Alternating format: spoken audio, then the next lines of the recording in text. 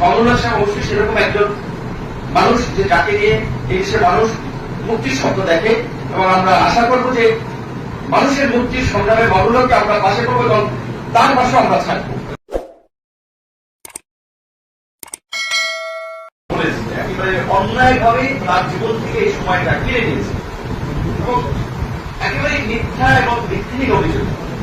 আমি কয়েকদিন জাফরুল্লাহ চৌধুরীর কথা মনে করছিলাম, আতঙ্ক ভাই মনে আছে, প্রেস ক্লাবে আমরা একটা প্রোগ্রাম করছিলাম, ভালো হয়েছিল, জাফরুল্লাহ ভাই ছিল, আমি ছিলাম, যে জাফরুল্লাহ চৌধুরীও কিন্তু ঈদের আগে তখন একটা বলছিল যে যদি মুক্তি না দেওয়া হয় আমরা হাইকোর্ট ঘেরাও করব।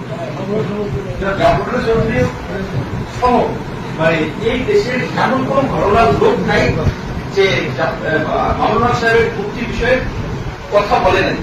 তো এইটা হয়তো আল্লাহ এই যে তার কারাবরণের মাধ্যমে কিন্তু তার প্রতি যে মানুষের ভালোবাসা, আপনারা বিশ্বাস করবেন, আমাকে আমার দলের তো আছে, বাইরে থেকেও দেশের আমার যারা শুভাকাঙ্ক্ষী, অনেকে যারা ধরেন আমার কার্যক্রমে একটু সহায়তা করে শুভাকাঙ্ক্ষী হিসেবে, তারা অনেকে বলছে ভাই আপনার একটু মামুনুল সাহেবের সাথে দেখা করা উচিত।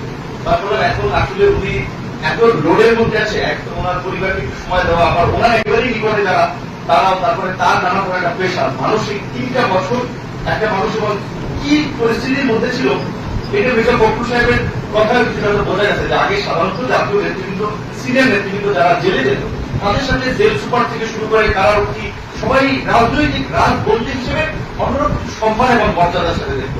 কিন্তু আমরা শুনেছি যে এখন তো মির্জা ফখরুল আলমগীরের মতো লোককেই সম্মান পায় না। আর আলেমুল আমাদের দেখলে যে বাঁকা চোখ, আমাদের প্রশাসনের সহ বিভিন্ন স্তরের বড় একটা অংশের মানুষের দৃষ্টিভঙ্গি তৈরি হয়েছে। অনেক নেতৃবৃন্দের বলেছে কি নির্যাতন, কি দুর্ব্যবহার, কি কঠিন পরিস্থিতিতে তাদের মধ্যে জেলে রেখেছে। এর ফলেও কিন্তু তিনি এদেশের আবহাওয়ার জনসাধারণের কাছে একজন জনপ্রিয় ব্যক্তিত্বে পরিণত হয়েছেন।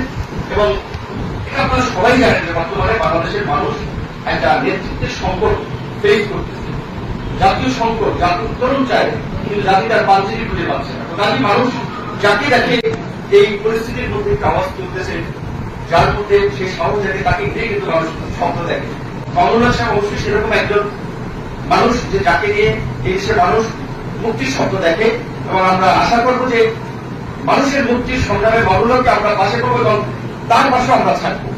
এখানে যারা আমরা এখানে মিলিত হয়েছি, আমাদের মধ্যে বন্ধুত্ব, ভ্রাতৃত্ব এটা আরো দৃঢ় থাকবে এবং ভবিষ্যতে যারা আমরা অতীতে যেভাবে আমরা মামুনুল সাহেবের মুক্তিকে কেন্দ্র করে খেলাফত মজলিসের পাশে ছিলাম, এরকম ভাবে অন্যান্য আলেম ওলামা সহ সমস্ত ন্যায় বিবেক সম্পন্ন মানুষ যারা অবিচারের শিকার হবেন তাদের আমরা পাশে থাকবো এই প্রত্যাশা রেখে, এবং তাকে ধন্যবাদ জানাই মামুনুল সাহেবকে, এবং তার মুক্তির পরেও তার কথাবার্তা মানুষকে খুবই আশান্বিত করেছে। এবং আমরা একসাথে এই দেশের মানুষের জন্য কাজ করতে চাই, আমার জন্য দোয়া চাই, সেটা মজবুত দোয়াটা আমার কবুল করে। তো আমি বিশেষ করে মামুনুল সাহেবের